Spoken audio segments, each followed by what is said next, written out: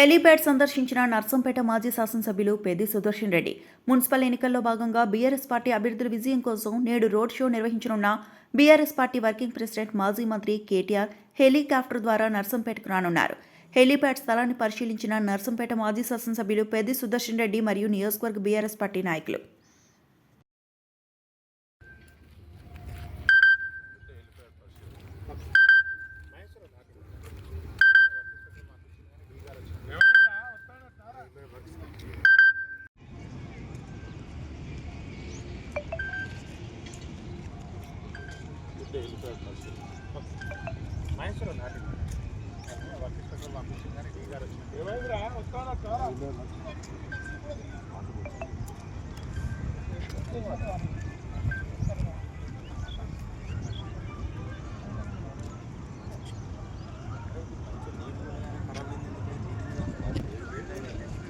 మరిన్ని అప్డేట్స్ కోసం మా ఛానల్ని సబ్స్క్రైబ్ చేయండి.